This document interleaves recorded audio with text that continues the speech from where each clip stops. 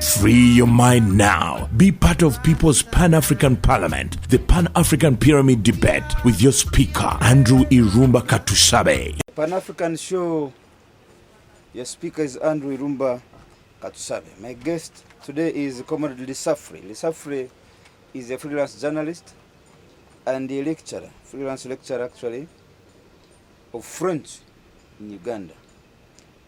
And Comrade is also now a recipient of the most prestigious Pan-African Pyramid Global Award of 2024. Comrade Lesaffre, you're welcome.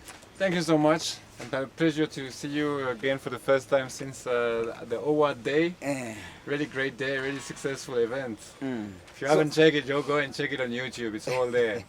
So, first time, how do you feel about being recognized as a Pan-African in Africa, when actually, generally, the French people, or of France as a country in Africa, we as Pan-Africa, we know it as one of those imperialist countries. Definitely. Yeah. How do you feel?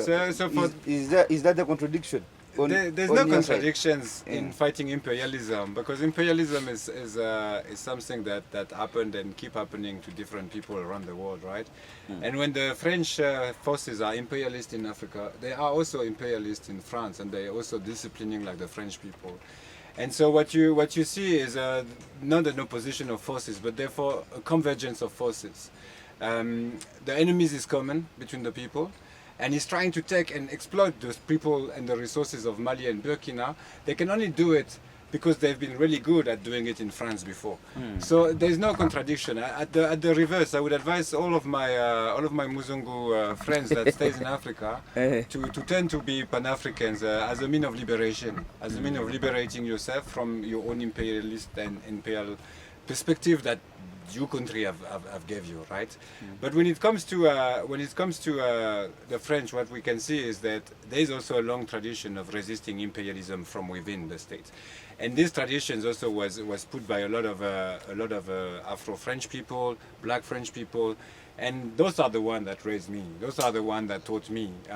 They taught me about how the revolution happened in Haiti. They taught me about when Senghor and Houphouët-Boigny were in Paris negotiating independence with the French. So you also, due to that long tradition of imperialism, you also have a lot of migrations of populations, right? And that allows you to also open your eyes. So I do believe that there is commonality of a fight between Pan-Africans and Europeans being exploited their own side. A section of you people who There's intersectionality here. There's intersectionality. Thank you very much for that. I wanted you to clear that.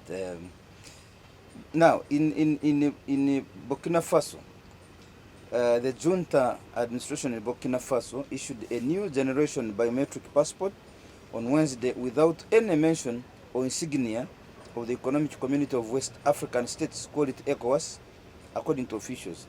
The passports are equipped with an electronic chip for data collection and storage.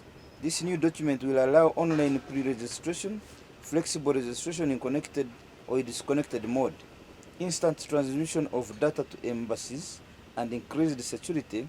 And he said, those seeking new passports will pay a fee according to previously fixed rate of 50,000 West African francs.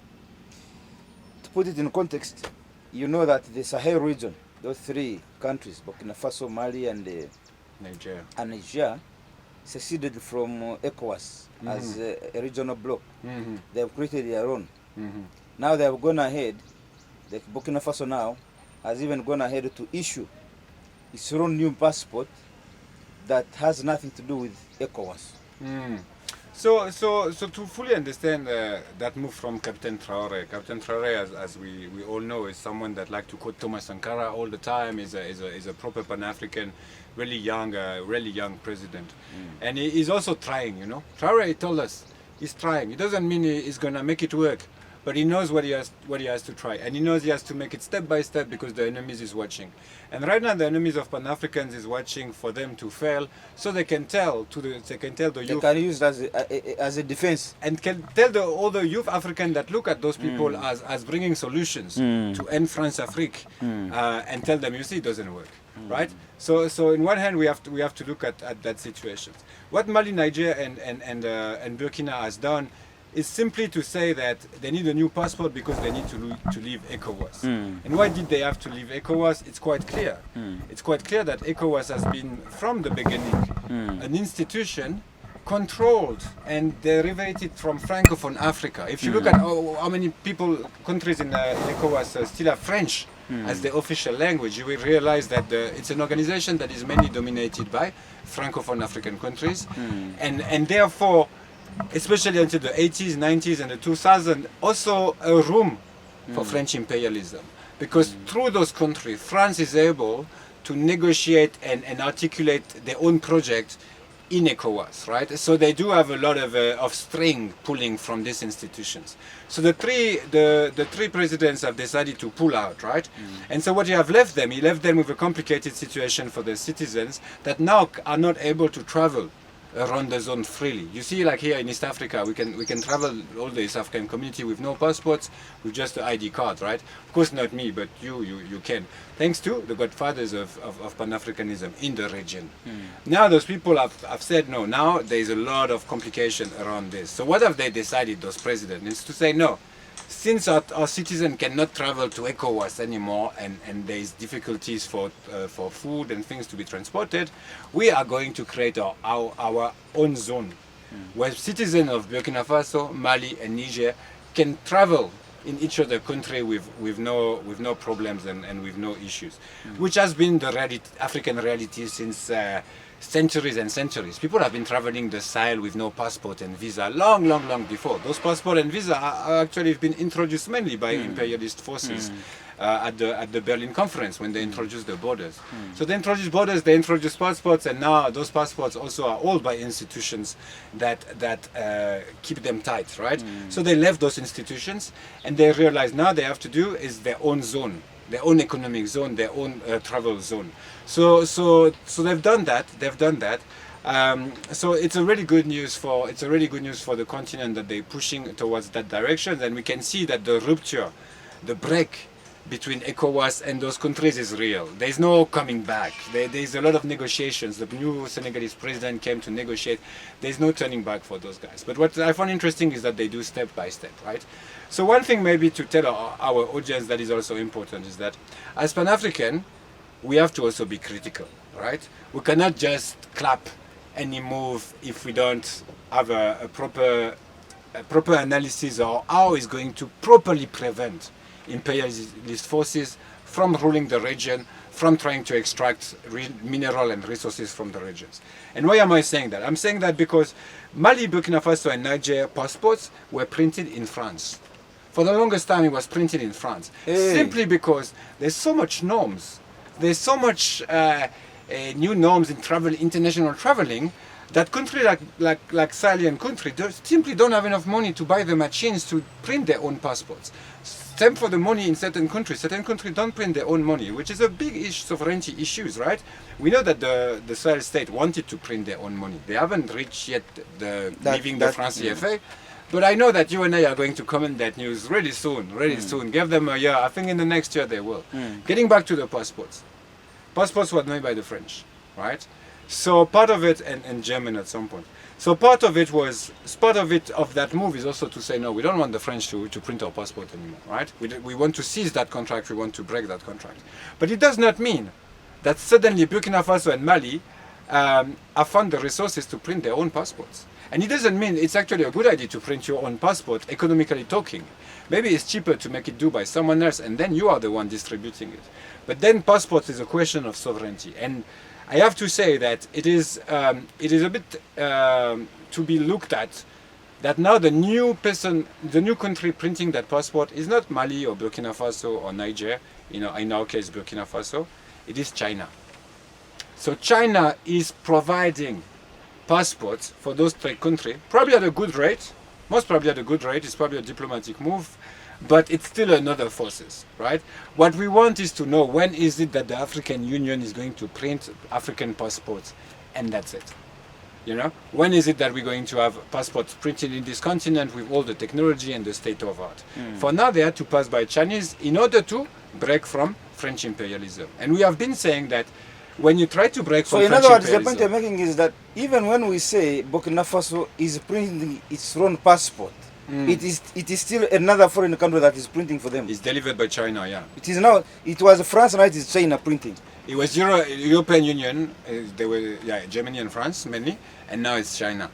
So what we have is but it makes sense. It sounds anti-Pan-African for sure, but it makes sense because to do those micro-pus and all those new biometric Chips. passports, all those chips, it's both expensive and need technology and state of art that we don't have. Think about it. If you have an engineer in your country, you are Burkina Faso now, you have an insurrection in the north of your country, rebels are fighting. Do you want to put your engineer into trying to make weapons, trying to develop tanks and trying to develop weapons against your insurgents? Or do you want to send him in China for 1 year to learn how to make new passports? You want to have it in the front line, right? So those countries are fronting direct enemies right now, and older enemies, right? And some of them melt. If you have followed the region, one interesting thing that happened 2 weeks ago was that the vice prime minister, someone in Ukraine, I think the guy of the Secret Service or something like this, he posted in West African Facebook pages that he was proud that he have helped Tuaregs to organize a fight against the Malian army, right? He said that, and what it means is that the enemies that are fighting the president of Burkina Faso, Mali and Niger are actually also a box for other power to plug in. And right now, because Wagner is helping, so Russia and Wagner are helping Burkina Faso, Mali and Niger to fight. Russia, that is Russia.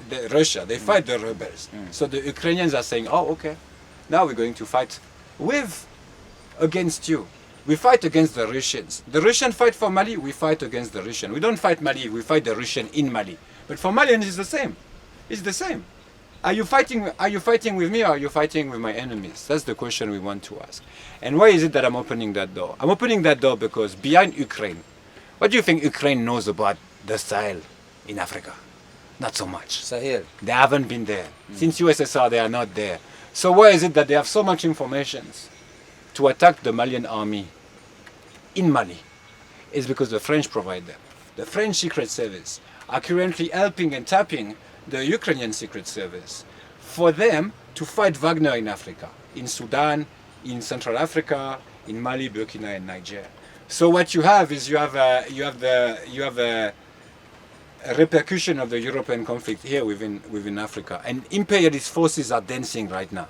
They're dancing with each other. They have brought their wars from their continent to Africa. So Africa is the fighting ground. It becomes the fighting ground for them.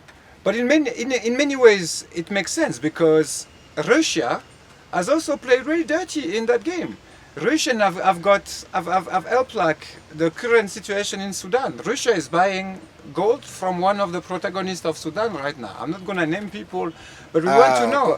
Your name is Mutatina. I'm going to withdraw that name, Mr. Mutatina. You name and shame. General Emeti, ne? General of the RSF. General. The Emeti, the one that he controlled the north and he controlled the golden mines. So what he has done, he has sold that gold to Russians that are trying to evade sanctions. You know, Russians are under sanction by NATO and those institutions. So who is going to refuse pure gold? No one refuses pure gold. So the Russians have bought a lot of gold in order to back up the international trade and make sure that people don't refuse to trade with them. But to do that, they had to get their gold from Sudan, and that gold means there's money for rebels that destabilize the country. So I don't have a position here. All what I know is that people of Sudan, there's millions of refugees as we speak in Kampala, and that is not okay. Uganda is the biggest host. If you Uganda is hosting a lot of refugees, but we should also ask ourselves, who is using the money, who is paying the weapons, Where does those weapons come from that chase the civilians out and come to Uganda? As Pan-African, of course, we are going to welcome any of them, but we still want to ask ourselves, like, who is using the weapons against civilians? Because today they use it against Sudanese. Tomorrow it will be Ugandans and Congolese. I get you. So your name Mutatina, you must defend it at all time. You must not fear to speak. Listen, if you want to check, you can tap my name on YouTube and my name and Russia and Ukraine war. You will see some of my interview on the topic. What else did I want to ask you? There has been some elections in Algeria. What are the key issues there that attracted your attention? Algeria's election. So maybe just for context, right? For context, Algerians fight French neocolonialists since 1954 to 1962. In 1962, they got their independence. Since 1962, they are ruled by the same political party, the FLN. Algerians? Yeah, Front de Libération Nationale, right? Front de Libération Nationale. Which are the freedom fighters. Yes. Right? Those are but that is French now. So in French, right? Yes, yes. But those are the freedom fighters, right? So the freedom fighters of Algeria still rule Algeria. And they have tends to don't want to leave power, right? So what's happening is that the previous president, he stayed for too long. The youth were not happy. And then around 2010, you had the Arab Spring, right? Tunisians wanted to change their president. Moroccans also called for a reform and constitution. Algerian also went in the street. It was called the Iraq. The youth asked for change of politics. The youth asked for more consideration, more jobs. We have seen that happening all around the continent, right? But they asked peacefully. Every Friday after the mosque, they used to go in the street and ask. Mr. Tebboune got re-elected this weekend. He got re-elected after a first mandate that he started when previous long-term president Abdelaziz Bouteflika left power, right? So it's a new president, but still part of the old intelligentsia. In Algeria, as a fun fact, you cannot run for presidency if you were not a freedom fighters against the French, or if your grandparents or parents were not freedom fighters against the French. So if you were too young to fight the French, then your parents were supposed to fight the French. Outside of that, you cannot become president. Hey. You cannot be elected in Algeria if you don't show that you fight. Either your great-grandparents, either your parents, your grandparents, depends on your age. If you were in age of fighting, we want you to prove you are fight. If you were too young to fight, then your parents were supposed to fight. And if you are the new generations, any of your relatives? No, your direct parents, your mom or your dad. Yeah, they don't play with that in Algeria. They don't play with that. You cannot. They are really scared of counter-revolution. Anyway, getting back to the election in Algeria, Algeria has not. Let's be honest. Algeria have not always organized elections free and fair. It has not been their goal. Their goal has been to protect like their revolution. Their goal has been to put in place the one-party state. So for a long time there were no real elections in Algeria, right? But now they decided to do it and to do it more free and fair because the president is quite popular. However, people didn't know that they didn't know if it would be free and fair or not. So few people turn out to the election. Really few people believe that this is a free and fair elections. The Electoral Commission, and that's where it gets interesting. The day after the election, the Electoral Commission decided that the president have won with 94.7%. 94.7%. High score. Really good score. Really close to Kagame's score, right? 99.9. 99.7. 99.7. 94.7. It's almost the same. Almost the same. And you know what happened? The president of Algeria, already elected, the elected president of Algeria, said, nah, this is fraud. He told his own electoral commission in his very own country that this is fraud. That's the very first time. Usually it's opponent. Opponent will come and say, this is fraudulent. Here the winner said, nah. He's the one complaining. He's the one complaining. Hey, wait a minute. The man who won by 94% yes, went to electoral commission and told them this is a fraud. This is fraud. I did not win by this margin. And guess this what? This is too much for me. It is too much for me. That's what he said. And you know when he went to see the other opponent, his own opponent in the election. There were 3 people in that election. He went to see the other one and he said, let's sign together that this is fraud. Hey. With his own opponent. With his very own opponent. He decided to go and he said, no, this is fraud. This is fraud. So he went and complained that you have given me too much. Imagine. 94% is too much. Even the opposition were like, no, this is too much. So what happened? What happened? The Electoral Commission, probably they felt stupid. I don't know how they felt, but I think when your boss is coming to tell you that no, you have abused, you have stolen, you are not a smart thief. You have stolen my own election. You are not a smart thief. You're not a smart thief. So I think some head were cut that side. Some people got fired, but I don't know. I'm not from the inside. But then the president himself said, no, you know what? Of that Electoral Commission, he said, no, we're changing the numbers. Now they said he won with 84%. 83, from 94 to 84. From 94 to 84, so they reduced 10 points, but it's still a large winner of the elections. And once this is Algeria we're talking about. With Algeria, what we need to think of is what is the best governing system? Is the best governing system to have election every 5 years that can overturn presidents and prime minister, or is the best electoral system to have one system where once every 5 years, once every 10 years, the president have to defend what he has done to its people and then get re-elected or not get re-elected. We live in a time where the chapter of African democracy is almost over. It's fading. We do know that president that organize themselves through one party state and through like a strong solidarity between leadership achieve way much more than democratic leadership. There's counter-examples. South Africa is doing quite well. There's some example where democracy have worked. In the majority of the case, we do know now that it's not the regime that delivered to its people. So the Algerian story is kind of a funny one when the winner said, no, I win with too much here. You guys are not being serious. And he reduced his own score. But let me tell you. He reduced his own score. Let me tell you. There is a similarity to the Ugandan scenario here. What is it? Last week, the president, President Museveni. Yes. Do you know what he said? No. He's the one who won. But do you know what he said? No. He said this election was not free and fair because the opposition party called National Unity Platform rigged elections. I think the man who won now is after this is 2024. The election was 2020. 4 years after. The election where the election were held when 2020, 2021, 2021, 2022, 2023. 3 years later, the president who won, who is in the chair, is saying this election was not free and fair. Okay. Because this, I have evidence. I have evidence that the rigging the election. Rigged the election. He won with what, 74? He won with a small score last time. Yes. But the analysis here, Comrade Lesaffre, is that you are supposed to, Electoral Commission is supposed to organize a free and fair election. They have no way out. The Constitution does not give them any other thing to organize apart from a free and fair election. Now, the winner is telling you that there was rigging. The moment you say there was rigging, it means it was not free and fair. So it should be annulled. Yeah.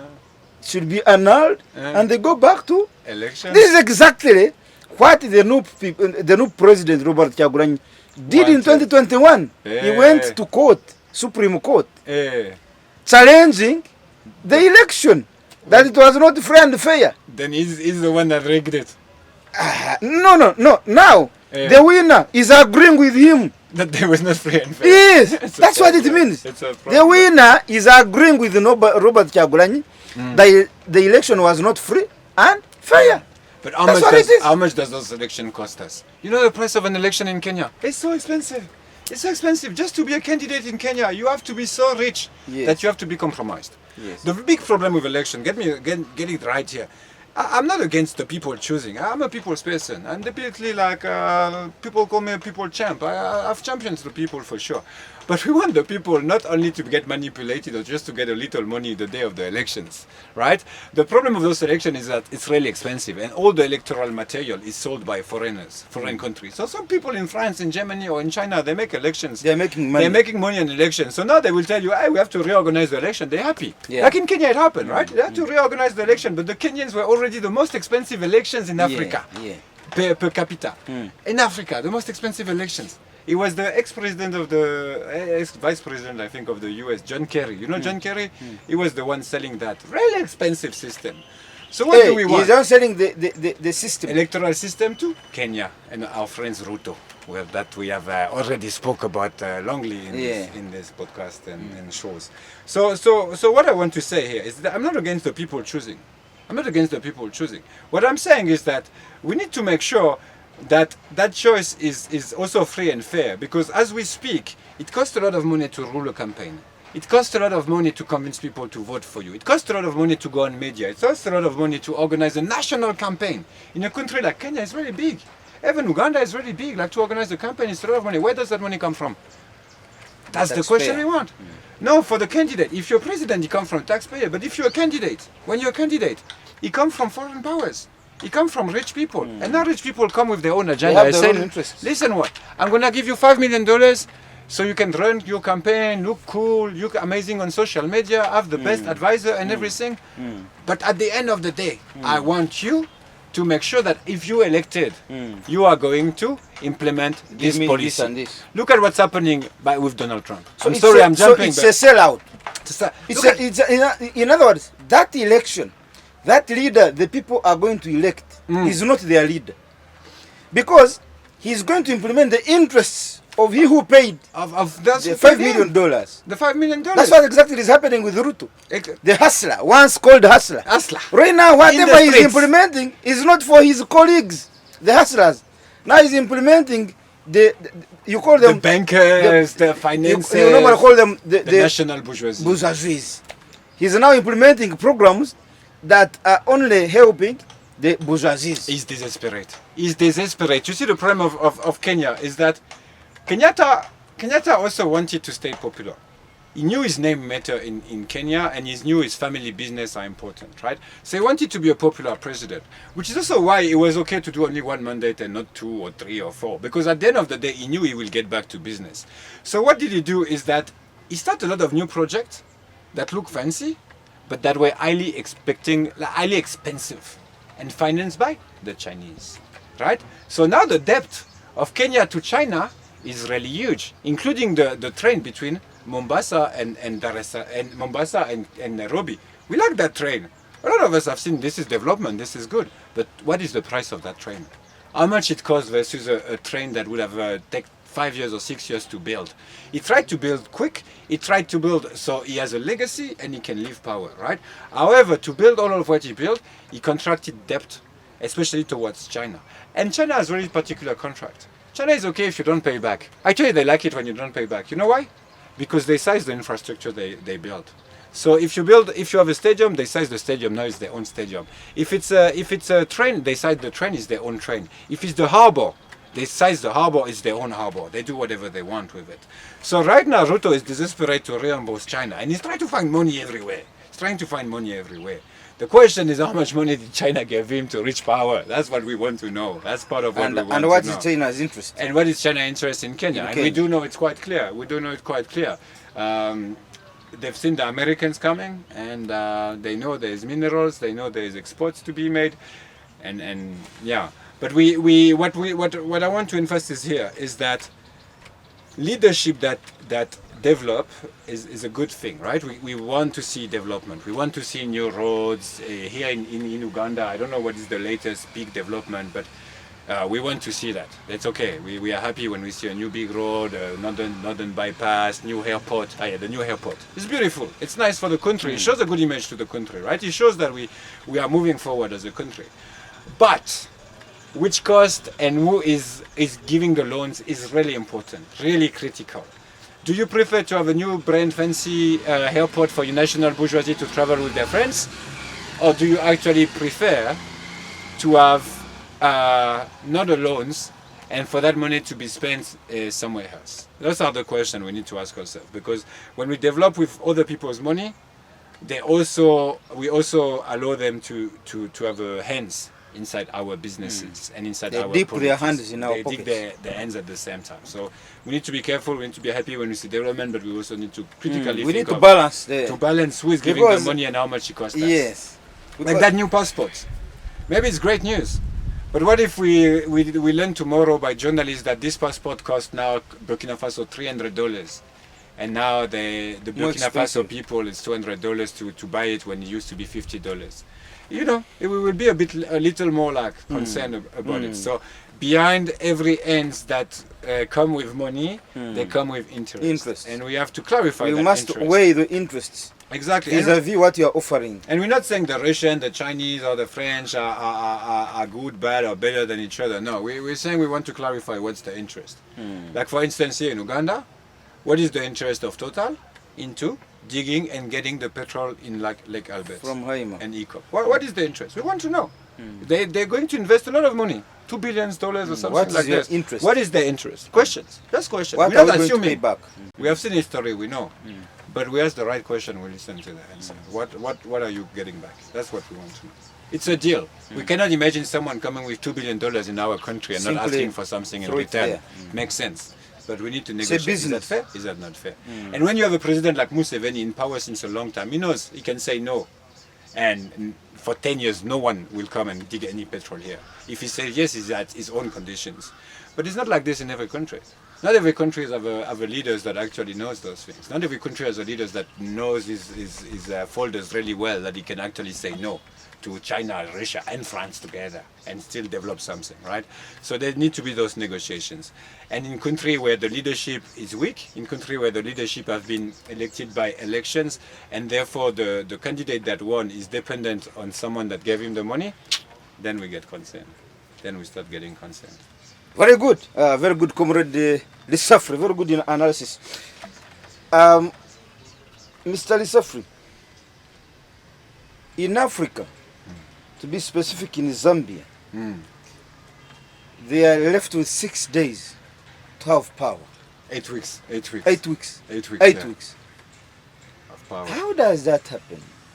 Let's put logic to it. Let's break What's that happening? news, because I think, you know, as we say in the Pan-African Award, you should go and check if you haven't. There is an environmental crisis that is impacting all Africans, and is going to impact their lifestyle and livelihood much more in the next year that we imagine. As Pan-African, we like to focus on foreign forces. We like to focus on who is coming here with which agenda, because we have seen that, because we know that, because our godfathers of Pan-Africanism have told us, starting from Kwame Nkrumah, that wrote about neo-colonialism before even Uganda was independent. So all of these things were made available, you see? Now what we also observe is that climate is changing to such a point that the impact is being felt by people, especially like people in rural areas, especially like when it comes to farm and food. If you have enough money, you can import food from another land, that's okay. But when you don't, you have to feed yourself by what you have, right? And right now there's a massive drought in Zambia. And those droughts used to happen. It's not totally new. It used to be every 20 years. But now, it's happened a lot and a lot and a lot and regularly. And it doesn't rain in between of two droughts. So the drought is extending. What does it mean? It means that for a country like Zambia, which get 100% of its electricity from that dam, now there's no more water in the dam. Only 8 weeks of water remain in that dam, meaning what? Zambia only have 8 weeks of electricity. In 8 weeks, if there's no rain in Zambia, in the next 8 weeks, go and check Meteo, you go and check. If there's no rain coming out of Zambia to fill up that dam, it's going to be a total blackout in Zambia. And mainly it means that Zambia will have to buy its electricity from South Africa, from Zimbabwe, from Mozambique at a higher price. The Kariba Dam is a beautiful dam built by Pan-African Kenneth Kaunda. Kenneth Kaunda was a Pan-African, and he knew that in order to be independent and sovereign, he needed to create his own electricity. He has mines, right? But the mines were owned by white South Africans that were directly connected to apartheid. So he knew if you want to nationalize the mine, those guys will make a mess out of his politics. They will probably bomb their own mine and make sure that Zambia cannot take anything, because it was a socialist country and a Pan-African country.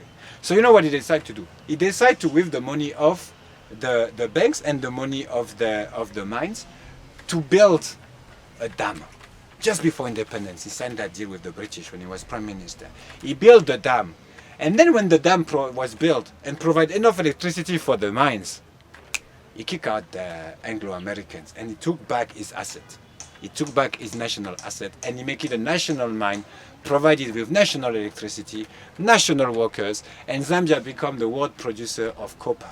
in the 70s and 80s, thanks to Americans' wars, because the Americans used to buy a lot of copper to do their weapons to Zambians. To manufacture weapons. Yeah. At the same time, Mobutu is also doing some smart move on the other side of the copper belt. That's called the copper belt, the north of Zambia, the south of Congo.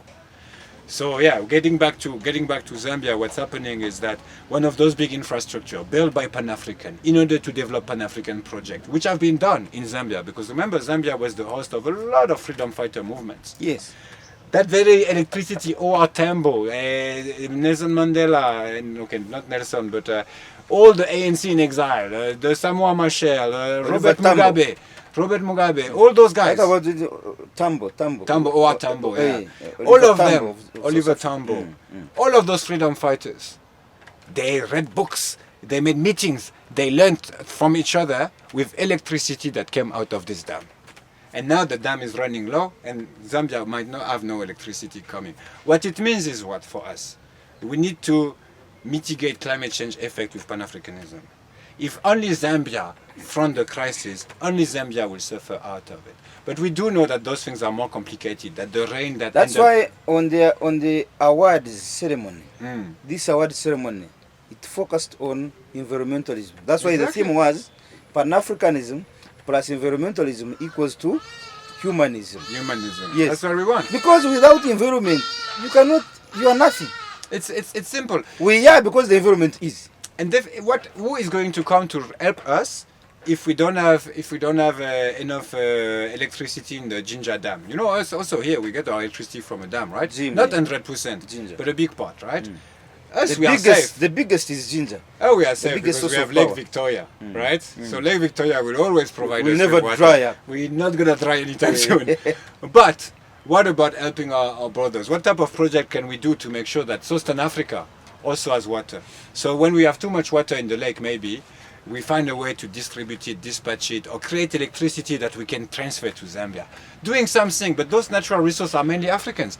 Who can tell me which country owned the Nile? No one owned the Nile. Ethiopia can claim the Nile. Sudan can claim the Nile. Egypt can claim the Nile. Even South Sudan can claim the Nile. Even us here. We are the source of the Nile. The source of the Nile is here. Source of the Nile. We are the first claimants, my friend. If we want to put a dam and block the Nile from passing, we're making millions of people starving. So we need to have those Pan-African responsibility when we have those big infrastructure. And what we want to call for here as a Pan-African pyramid is to make sure those institutions are Pan-African first. Yes. So if we produce too much electricity in Uganda and there's a drought in Kenya, let us not apply the market rule. Let's not just sell it to Kenya at the price that we produce, blah, blah, blah, blah, blah, blah. This is for entrepreneurs. This is for business people. Us, in the Pan-African spirit, we need to say no electricity, water, education. When we can provide to each other, we help each other. Those are rights. Those are rights. Those are rights that all Africans have in Africa. Whatever borders, And now, when you look at the distribution of the source of the Nile, like Victoria especially, and source of the Nile, that shows you that connectivity is not something that we should be discussing. That must be a given. It's a given. It's a birthright. It's a fact. It's a birthright. So that's why we were advocating for a United States of Africa. Exactly. One Africa. Africa should be one country. Because it so that Ethiopia and whoever is tapping from the Nile, you have a birthright to claim ownership of River Nile, source of of River Nile. When a certain power wants to block you, you say no. This is ours. This is ours. It's not for Uganda. It could be beginning from Uganda, but it's not ending in Uganda. That's how it should be. Exactly. So, and with environmentalism, as you said in the last PAP award, what's interesting is that the continent is already the continent. Yes. When it comes to rivers, when it comes to hills, when it comes to mountains, they know no borders. No borders. Water is flowing from Uganda and ending somewhere. There's volcano in Rwanda, in Congo. Do you think the volcano is making no borders? No, it doesn't know no borders. Do you know there are these animals in which park? Bwindi impenetrable. Bwindi. Today they're in Uganda. Tomorrow they're in Rwanda. Exactly. Actually, when you go to Rwanda, you find them more than this side. I think because of environment and so on. These animals, they don't know your borders. I don't know your borders. Birds. Birds don't know your borders. I went to a Entebbe zoo. Yeah. I found birds. They showed me birds that had come all the way from Asia. Asia, And Nigeria, Europe. Yes. Europe. Even They were here. they're here. Even the birds you And can when see they in came here Kampala. and found their mates, like if you are, let's say if you're a type of bird Yeah. from Europe, Yeah. you come here and you find you are very, Yes. you are very mate. I can relate. The same bird. I can relate. They immediately connect. And it works for them. Are you getting me? Yeah. And they know I Asian, give you an they know example. African. If you are a hen from America, Yes. you come here in Uganda, you find a fellow hen. They immediately connect. That's amazing. They are there in Entebbe. That's amazing. They told me, they showed me they are living in harmony with the birds that they found here. Now, human beings, 54 passports. Yeah. Huh? When actually the river flowing from here, Jinja here, Yeah.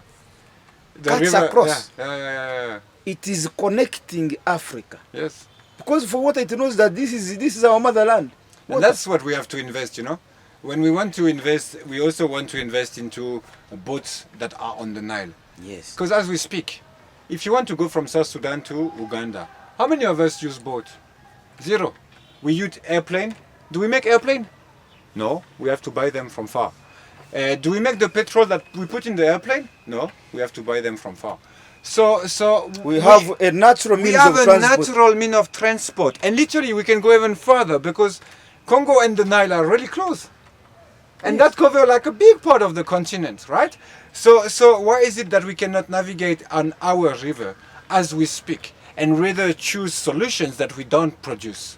Me, I want to see a East African community saying, listen, we want to develop the Nile. We want to make sure that there's connections between Khartoum, Juba and Kampala. And we think this is a Pan-African axe that need to serve the people, to serve the businesses. Because Sudanese are different from Ugandans, let's be honest. There's different culture, different things. They can sell us things we don't have. But they can also buy things they don't have, Yes. right? So it would be good for trade to have that axis of Khartoum, Juba, Kampala to be a fluvial axis, an axis for the river. And we could say to those three countries, listen, let's try to build boats together. We try to build boats only for the Nile, boats that match with the Nile, that match with the physical reality of the Nile and the economy and the business we want to do out of this Nile. No, else we don't do that. Unfortunately, people prefer to take planes, they prefer to... There's also still buses, there's roads, there's things, but not our natural resources. So taking care of our natural resources, I think is a Pan-African, it's in the Pan-African agenda since day one. Even at the time of Sekou Toure, he tried to build dams to provide electricity to Kwame Nkrumah of Ghana. That would be cheaper for him, right? Fortunately, French neo-colonialism didn't allow that to happen, and tried to make sure that dam never come out. But there were those Pan-African projects from the beginning. If you read, and then we're gonna stop here. But if you read Sheikh Anta Diop, Sheikh Anta Diop. Yes. Sheikh Anta Diop, big Pan-African. First black scientist, black African scientist to get a PhD in France at this time, where people were trying to say that Africans are not civilized. He managed to have not only one PhD but two, right?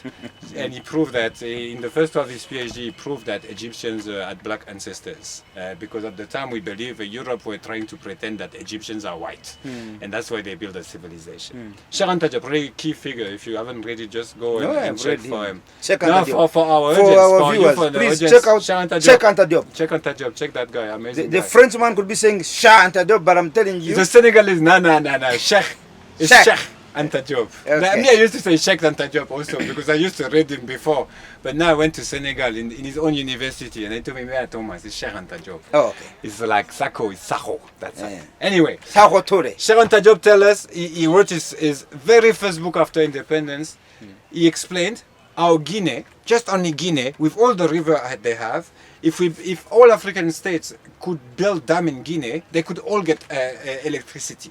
There were more electricity coming out of Guinea in the 1960s, according to Sheikh Anta Diop, so potential electricity, not realized potential, but potential electricity in Guinea than in all the continent. And he was arguing that the first step for Pan-African father of independence that were Pan-African was to invest in Guinea to make dams, and then when the dams will be run, because they said that's the best place in the continent to put those dams, then electricity can flow the whole continent, and then we can put grill to flow the electricity all around. But first you have to invest in Guinea, because if you try to make a dam in, as we say, maybe in Zambia, they made the dam in Zambia, but now the dam is low because there is drought. In Guinea there is no drought. In Uganda, do we have drought? No. We have no drought. No. So now imagine that the Zambian, rather than building the dam, Kenneth Kaunda, rather than building his dam in Zambia, would have built it in Uganda, signing a deal to say that half of the electricity will go back to Zambia because he financed the dam. It would have worked really much better for both Zambian and us here. Very good point there, Mr. Lesaffre. But Comrade Lesaffre, I want to understand the magic of what dries up a whole river like. Yeah, that's a good question. How does that happen? It's not a simple question.